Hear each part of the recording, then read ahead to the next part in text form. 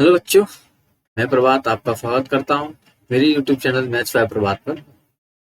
हम आज आज से आपके लिए रेलवे, आरआरबी, एनटीपीसी की क्लास लेकर आए हैं, जिसमें आपको रोज मैथ के नए नए टॉपिक्स के क्वेश्चन कराएंगे, उनकी प्रैक्टिस भी कराएंगे हम आपको, और जो भी आपको कोई डाउट्स हो वो आप हमसे पूछ सकते हैं। ठीक है ना? तो चलिए शुरू करते हैं। पहला क्वेश्चन आपके स्क्रीन पे दिया हुआ है। पहले क्वेश्चन में दिया है कि दो संख्याएं ए और बी 13-17 के अनुपात में है।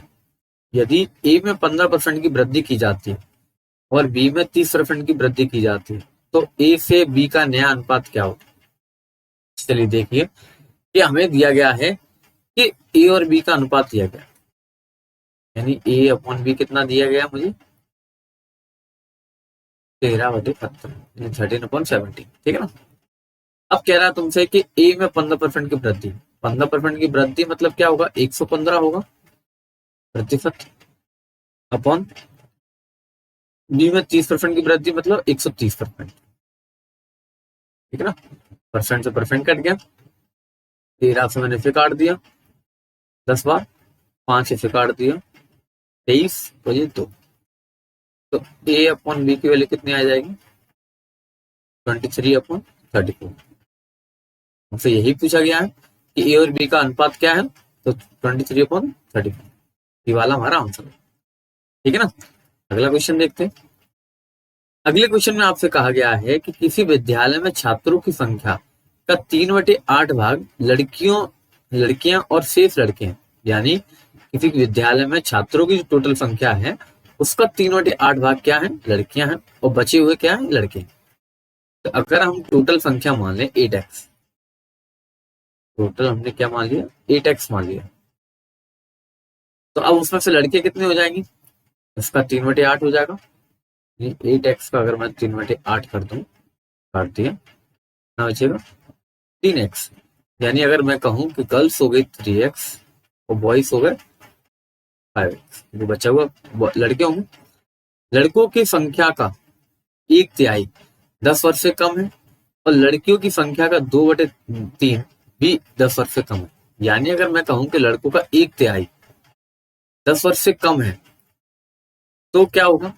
2/3 क्या होंगे? 10 वर्ष से ज्यादा होंगे।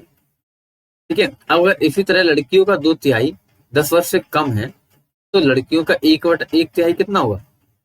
10 वर्ष से ज्यादा होगा। ठीक है?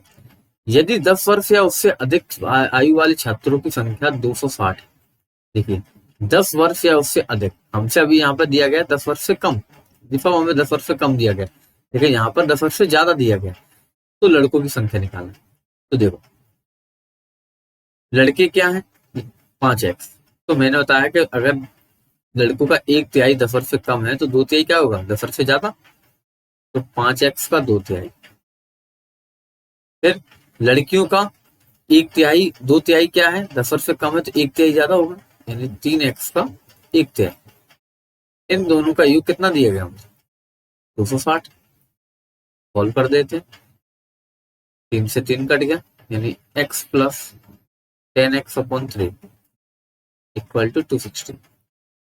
एलसीएम ले लेंगे तो 3x plus 10x/3 equal to 260, यानी कि कितना हो जाएगा? 13x बराबर 260 इंटू 3, x बराबर 260 इंटू 3/13 काट देंगे 20 बार, एम कितना आ जाएगा? 60। एक्स की वैल्यू आ गई 60। पूछा क्या गया हमसे? लड़कों की संख्या। लड़के हमने क्या माने थे? 5x। 5 × 60 कितना हो जाएगा? 300। लड़कों की संख्या कितनी आ जाएगी? 300 आ जाएगी। ठीक है ना? अगला क्वेश्चन देखते हैं। अगले क्वेश्चन में आपसे कहा गया है कि रवि की उम्र श्याम की उम्र का 3/5 भाग है। एक्स वर्ष बाद रवि और श्याम की उम्र का अनुपात 5:7 हो जाता है। यदि आरंभ में उनकी उम्र का योग 32 था, तो एक्स का मान ज्ञात करें। अच्छा देखो, अगर मैं मान लूं श्याम की उम्र और रवि की उम्र, ये दो दिए। श्याम की अगर मैं 5 मान लूं, तो रवि कितना हुआ? 3। ठीक है ना? अब इन दोनों का योग मुझे कितना दिया गया है? 32। तो 8 बराबर कितना हो जाएगा? 32। 1 बराबर कितना हो? 32/8 कट जाएगा, कितना आ गया 4। अब एक की वैल्यू 4 आ गई, यानी श्याम की उम्र कितनी हो जाएगी 20 साल, और रवि की उम्र कितनी हो जाएगी 12 साल। अब वो तुमसे कह रहा है कि x वर्ष बाद, यानी दोनों में x वर्ष अगर हम जोड़ दें, श्याम की उम्र आ गई 20 और रवि की उम्र आ गई 12। अब तुमसे कहा गया रवि और श्याम का उम्र का अनुपात हो जाता है 5:7। रवि की उम्र कितनी है 12, 12 + x, 20 + x बराबर 5/7। मल्टीप्लाई कर दो, 12×7 = 84 + 7x बराबर 20×5 + 5x, कितना होगा 2x बराबर 16, यानी x बराबर हो जाएगा 8। यानी x की वैल्यू पूछी वो कितनी होगी 8 वर्ष। ठीक है ना। अगला क्वेश्चन देखते हैं। अगले क्वेश्चन में कहा गया है कि ए की आय और बी की आय में 5:7 का अनुपात है। ए और बी महीने में क्रम से 4,000 रुपए और 5,000 रुपए की बचत करते हैं। यदि ए का व्यय बी के व्यय का 66.2/3% हो के बराबर हो, तो ए और बी की कुल आय ज्ञात कीजिए। ठीक है, तुमसे कहा गया ए की आय और बी की आय का अनुपात 5:7 है, तो यानी ए की आय और बी की आय कितनी हो जाएगी 5x और 7x। ये क्या हो जाएगा 8। ठीक है ना। अब कह रहा है तुमसे कि बचत करते हैं 4,000 रुपए 5,000 रुपए। ठीक है, बचत कर लेने दो। फिर उसके बाद कह रहा है कि ए का व्यय बी के व्यय का 66.2/3% है। जी क्या हो जाएगा, बचत हमें कितना दिया है, ए का दिया है 4,000 और बी का दिया है 5,000, तो खर्च कितना हो जाएगा, माइनस कर देंगे, ये खर्च हो गया, यहाँ पर माइनस कर देंगे तो ये खर्च हो गया। अब तुमसे कहा गया है ए का जो व्यय है यानी 5x - 4,000 जो बराबर है बी के व्यय से 66/2/3। 66/2/3 कितना हो जाता है हमारा, कि 2/3 ही हो जाता। ठीक है ना, क्योंकि 66 यानी 200/300 यानी 2/3 हो जाएगा। अब ये 3 का इधर मल्टीप्लाई करते हैं कितना हो जाएगा 15x - 12,000 बराबर 14x - 10,000। सॉरी, तो x बराबर कितना आ जाएगा 2,000। अब क्या कहा तुमसे, ए और बी की कुल आय ज्ञात कीजिए। ए और बी की कुल आय निकालनी है, तो कुल आय मतलब क्या हो जाएगा 12x, एक्स की वैल्यू कितनी है 2, तो 12 × 2,000 24,000 कितना हो जाएगा 24,000 रुपए में। ठीक है ना। अगला क्वेश्चन देखते हैं। अगले क्वेश्चन में तुमसे कहा गया है कि ए और बी की आय का अनुपात 2:3 है तथा उनके व्यय का अनुपात 1:2 है। यदि बी का 90% व्यय ए की आय के बराबर हो, तो ए और बी का बचत ज्ञात कीजिए। अच्छा देखिए, ए की आय हमें कितनी दी है, ए और बी की आय कितनी है 2x और 3x। ठीक है ना। इनका खर्च कितना है, तो यहाँ पर बाई मानेंगे। सॉरी,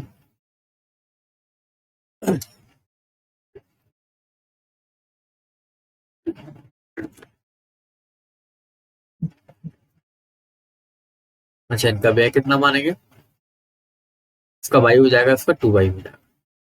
ठीक है ना।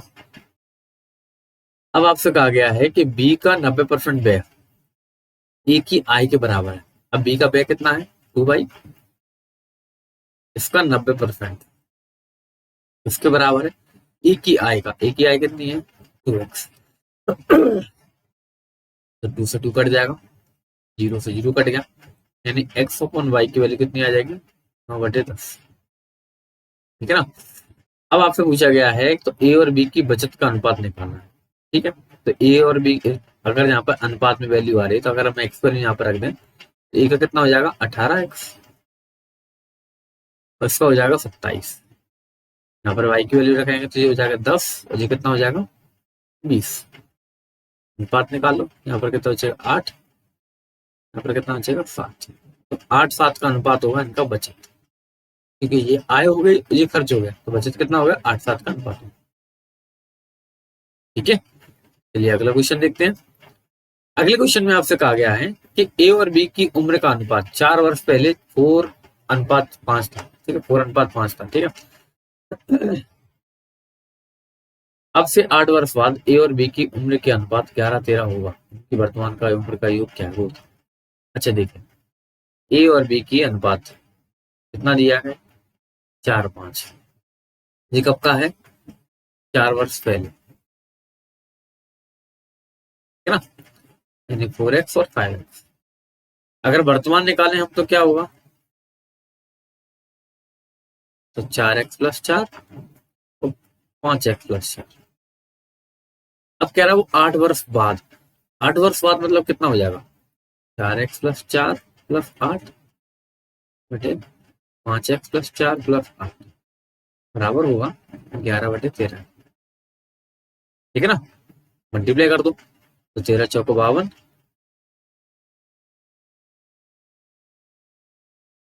प्लस 12 100 में करेंगे तो कितना हो जाएगा, 12×3 = 36 और 15×156, यहाँ पे हो जाएगा 55x प्लस यहाँ पर 12 करेंगे तो कितना हो जाएगा, 132।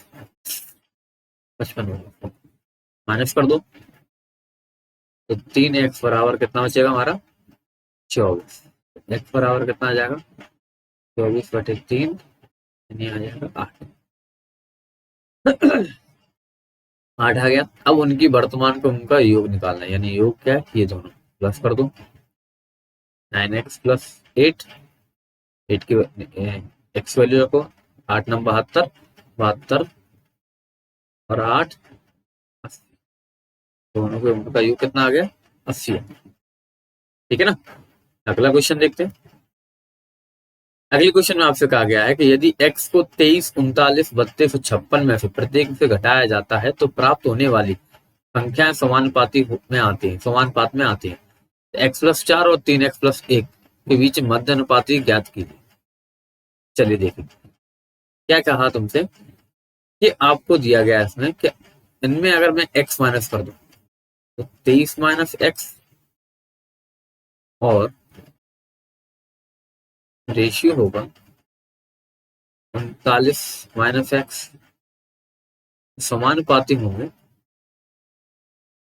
32 - x के अनुपात होगा 56 - x। ठीक है ना,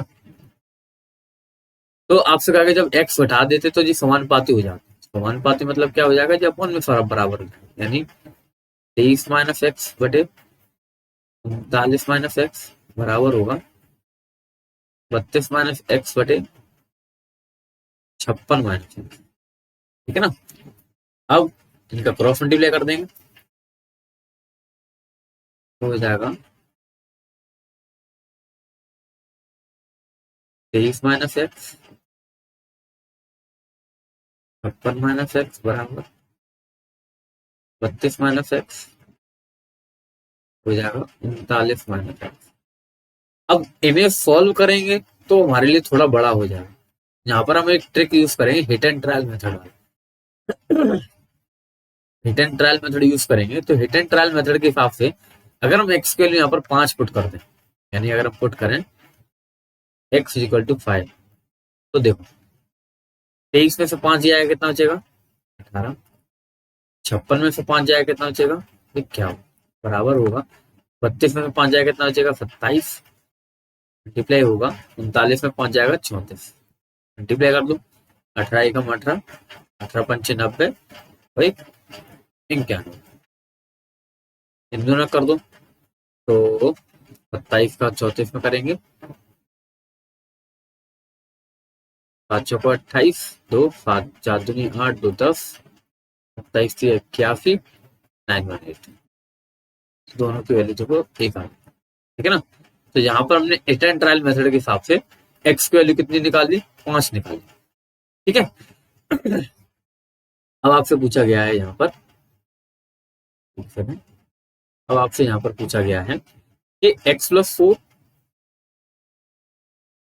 और 3x+ इनके मध्य अनुपाती निकालना। अच्छा, मध्य अनुपाती का आपको फॉर्मूला पता होगा, कि अगर मध्यानुपाती में निकालना होता है कि इन दोनों को किस में लिखा हो जाता है, रूट में लिखा जाता है। एक्स प्लस टू ब्रैकेट में 3x प्लस वन। तो एक्स वैल्यू क्या है 5, 5 4 9 मल्टीप्लाई 5 3 15 1 16, कितना आ जाएगा 16 नंबर 144, 44 का यानी 12 आंसर है ना। यहाँ पर आपको ट्रिक यूज करनी पड़ेगी, आपको थोड़ा जल्दी करना पड़ेगा, क्योंकि रेलवे के आपके पेपरों में इतना आपको टाइम नहीं मिलेगा कि इतना करने के कैलकुलेशन है। हिट एंड ट्रायल मेथड ये आपको बहुत जल्दी सीखना पड़ेगा। जितनी ज्यादा आप प्रैक्टिस करेंगे उन्हें इतनी जल्दी सीख सकते हैं। जैसे मध्यानुपाती, समानुपाती और तृतीय अनुपाती, इनके फॉर्मूले आपको पता होने चाहिए, तो इन्हें सीधे सीधे लगाते चलिए, ठीक है ना। अगला क्वेश्चन देखते हैं। अगले क्वेश्चन में देखिए कि एक परीक्षा में सफलता और असफलता का अनुपात 5:2 है। यदि असफल अभ्यर्थियों की संख्या 14 अधिक होती तो सफलता और असफलता का अनुपात 9:5 होता। उस परीक्षा में कुल कितने विद्यार्थी थे देखिए। अच्छा देखो, अगर पास और फेल वाले लोग कितने हैं 5x और 2x। अब आपसे कहा गया है कि यदि असफल अभ्यर्थी की संख्या 14 अधिक होती, असफल का अभ्यर्थी, ये सफल हो गए, असफल अभ्यर्थी की 14 अधिक होते तो अनुपात हो जाता 9:5, ठीक है। क्रॉस मल्टीप्लाई कर दो, 25 बराबर 18 प्लस 126, कितना बचेगा यहाँ पर 7x इक्वल टू 26, यानी x इक्वल टू 126 बटे 7 डिवाइड कर दो, कितना आएगा 18, ठीक है ना। x वैल्यू कितनी आएगी 18। इस परीक्षा में कुल कितने अभ्यर्थी शामिल हुए थे, तो शामिल कितने हुए, ये दोनों थे, प्लस कर दो, यानी 7x और 7 में 18 का मल्टीप्लाई करो, कितना आएगा 126, यानी कितने अभ्यर्थी थे 126, ठीक है ना। अगला क्वेश्चन देखते हैं।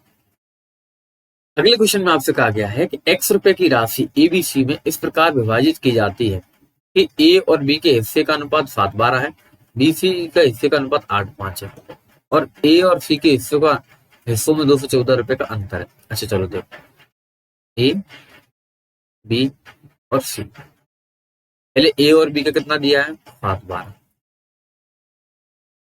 फिर BC का कितना दिया है 8:5, कर दीजिए। अच्छा यहाँ पर हम अगर काट सकते हो काट भी लेते हैं, अगर आपको काटने वाले में दिक्कत आती है तो डायरेक्ट भी कर सकते हैं, तो डायरेक्ट कर दो। इसका मल्टीप्लाई इसमें करने कितना हो जाएगा 56, 12 96 और 12 पंचे 60, है ना। 4 से कट रहा है, 4 पे काट दो, 14 चौको 56, ठीक है, फिर 24 चौको 96 और 15। अब कहा गया आपसे कि ए और सी के हिस्सों में 214 रुपए का अंतर है, यानी इन दोनों के हिस्से में एक कितने का अंतर, यहाँ पर एक, जो किसके बराबर हुआ 214 के। तो एक्स का मान क्या होगा, एक्स राशि है तो सबको प्लस कर दो, कितना हो जाएगा 14 15 29 53 हो जाएगा, यानी 53 का मल्टीप्लाई मैं करूंगा 214, कर दीजिए।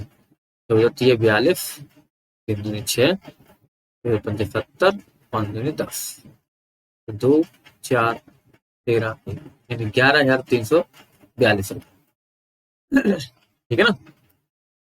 अगला देखते हैं। अगले क्वेश्चन में आपसे कहा गया है कि 4.8 और 10.8 के बीच मध्यानुपाती तथा 0.4 और 2.4 के बीच तीसरे अनुपातिक का अनुपात ज्ञात कीजिए, यानी इसका मध्यानुपाती और इसका तीसरा अनुपातिक का अनुपात निकालना। तो मध्यानुपाती का मैंने बताया था अभी कि क्या फॉर्मूला होता है, दोनों को उसमें लिख लो, 4.8 मल्टीप्लाई 10.8 निकाल दो, कितना आएगा इसका, अगर मैं इसको लिख लूं 48/10 और 108/10, अगर मैं फैक्टर कर दूं तो 12 चौको 48, तो 12 9 108, नीचे जाएगा 100, एक 12 बाहर आ गया, एक 6 बाहर आ जाएगा बटे 10, कितना हो जाएगा ये 7.2। अब निकालना तृतीय अनुपाती। तृतीय अनुपाती क्या होता है 2.4 अपन 0.4, मतलब दूसरे वाले का 2 बार मल्टीप्लाई कर दो, पहले वाले का डिवाइड कर दो, इन दोनों को डिवाइड करेंगे 6 आएगा, मल्टीप्लाई कर दो, कितना आ जाएगा 14.4, अब तुम्हें 7.2 और 14.4 इनका रेशियो निकालना, सीधा सीधा दिखाई दे रहा, तो 1:2, ठीक है ना। कितना आएगा? 1:2। अगला देखते हैं। अगला क्वेश्चन तो आपको बहुत ही सिंपल दिया हुआ है कि ए और बी की वैल्यू दी है आपको 3:2, वो उसमें पुट कर देना, कर दीजिए। ए की वैल्यू क्या करनी है? 3, तो 3, 2 की वैल्यू, बी की वैल्यू 2, रेशियो ए की वैल्यू 3 और बी की वैल्यू 2, 15 + 4, 9 + 8 यानी 19 रेशियो 17। ठीक है, अगला देखते हैं। अगले क्वेश्चन में आपसे कहा गया है कि 3, 4, 9 की चतुर्थानुपाती और 298 के मध्य अनुपाती के बीच का अनुपात क्या है? इसे देख, सिंपल चतुर्थानुपाती निकालना है, सीधा सीधा हमें पता है क्या होगा कि 4/9/3, ठीक है, डिवाइड कर दो 3, कितना आएगा? 12। मध्य अनुपात निकालना है यानी 98 रूट में लिखेंगे, कितना हो जाएगा? 196 यानी कितना आएगा? 14। तो 12 और 14 का रेशियो कितना आएगा? 6:7, 6:7, ठीक है ना। अगला देखते हैं। 8,200 रुपए की राशि ए बी सी में इस प्रकार विभाजित की जाती है कि ए के पास बी से 500 रुपए देंगे और सी के पास ए से 300 रुपए देंगे। तो ए का हिस्सा कितना हो? अच्छा देखो, ए के पास बी से 300 रुपए देगा, 500 रुपए देगा, सॉरी। तो अगर मैं मान लूं कि बी के पास x रुपए, ये बी है, ये ए है, तो ये सी है। ए के पास क्या होगा? बी के हिसाब से 500 रुपए दे, तो ए हो गया 500 रुपए बी से। अब सी के पास ए से 300 रुपए देगा, तो 300 रुपए अधिक मतलब कितना हो जाएगा? ये हो जाएगा 800 रुपए, क्योंकि एक के पास ये 300 रुपए और अधिक हो जाएंगे इसके पास। अब तीनों को मिलाकर कितनी राशि हो जाएगी? 8,200।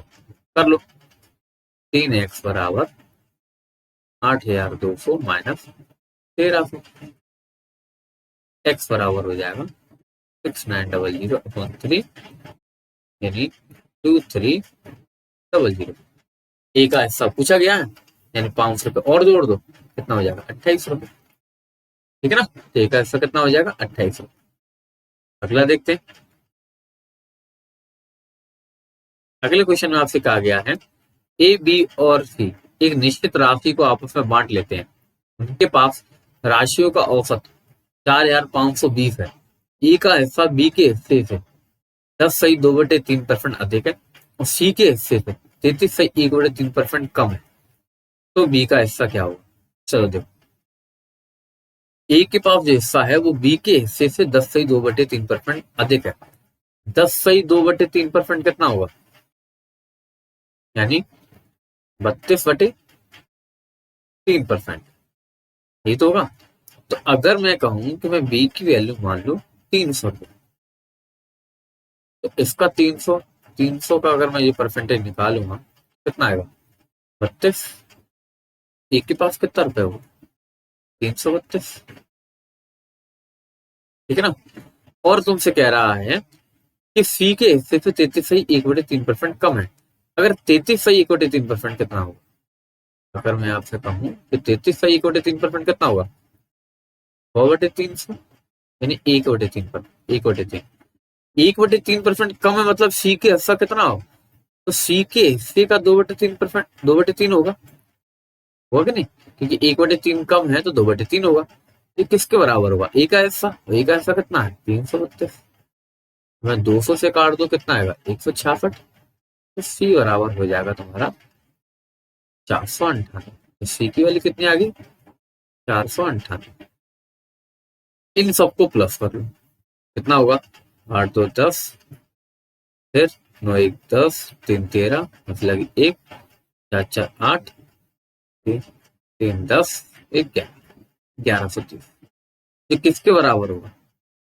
4,520 का गुणा 3।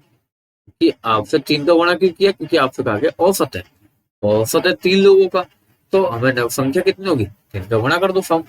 अच्छा, अगर मैं 1 की वैल्यू निकालूं तो क्या हो जाएगा? 4520 बड़ा 3 बटे 103।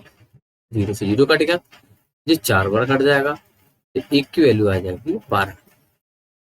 1 की वैल्यू 12 आ गई। बी का हिस्सा पूछा गया है, बी कितना 300, तो 12 3 36, यानी बी का हिस्सा हो जाएगा 3600 रुपये। ठीक है ना। अगला क्वेश्चन देखते हैं। अगले क्वेश्चन में आपसे कहा गया है कि 6342 रुपए की राशि एबीसीडी में विभाजित कीजिए जिसका अनुपात, अरे सीधे सीधे आपको दिया गया अनुपात, निकाल दो, प्लस कर दो सभी को। तो 6 4 10 8 18 3 21, यानी 21 बराबर हो जाएगा आपका 6342। तो पूछा क्या गया, बी डी का इस समय अंतर क्या है, तो बी और डी कहाँ, ये बी है और ये बी है और ये डी है, अंतर क्या है 2, तो 2 बराबर कितना हो, सीधे सीधे निकाल देते हैं। 6342 बटे 21 बना 2, काट दो, सीधा सीधा मैं काट दूं, 7 से काट दूं, 7 नंबर 63, 42, 3 आ गया, 3 से काट दो, 302, 2 का मल्टीप्लाई कर दो, कितना हो जाएगा 606, फिर कितना हो जाएगा 606। ठीक है ना। अगला क्वेश्चन देखते हैं। एक माँ की वर्तमान आयु का बेटे के वर्तमान आयु से अनुपात 7:1 है। ठीक है, सिंपल है। माँ की उम्र कितनी है और बेटे की उम्र कितनी है, 7:1, यानी 7x और x। 5 साल बाद यानी 7x प्लस 5 अपन x प्लस 5, 4 1 हो जाएगा, क्रॉस मल्टीप्लाई कर दो, 7x प्लस 5 4x प्लस 20, यानी 3x equal to 15, x equal to 5। x value 5 आ गई, तो ये उनकी वर्तमान आयु में कितना अंतर है, दोनों में अंतर कितना है 6 का, तो 6 में 5 का गुणा कर दो 30, तो दोनों में 30 साल का अंतर। ठीक है। अगला क्वेश्चन देखते हैं। अगले क्वेश्चन में आपसे कहा गया है हृदय ने अपने गुल्लक खोला और 10 5 और 2 1 के अनुपात में 1 रुपए 2 रुपए और 5 रुपए और 10 रुपए के मूल्य के सिक्के पाए, यानी ये सिक्कों की संख्या है। ठीक है, अच्छा सिक्के पाए, ठीक है। हाँ, यदि कुल 72 सिक्के हैं तो कितने पैसा सिक्कों के रूप में गुल्लक में था। अच्छा, ये सिक्कों का अनुपात दिया गया, ठीक है ना। अगर मैं कहूंगी इन्हें प्लस कर दो, तो 10 15 और 3 18, यानी 18 बराबर कितना हो जाएगा 72, एक बराबर क्या हो जाएगा 4। अब एक बराबर 4 आ गया, तो सिक्के हर किसी के कितने कितने हो जाएंगे, ये हो जाएगा 40, ये हो जाएगा 20, ये हो जाएगा 8 और ये हो जाएगा 1 और 4। अब 1 रुपए के 40 सिक्के कितने रुपए हो जाएंगे, 40 रुपए हो जाएंगे। 2 रुपए के 20 सिक्के कितने रुपए हो जाएंगे, 40 रुपए हो जाएंगे। 5 रुपए के 8 सिक्के कितने हो जाएंगे, 40 रुपए हो जाएंगे।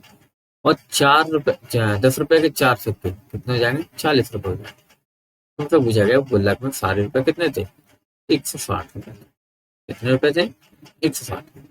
ठीक है ना। अगला क्वेश्चन देखते हैं।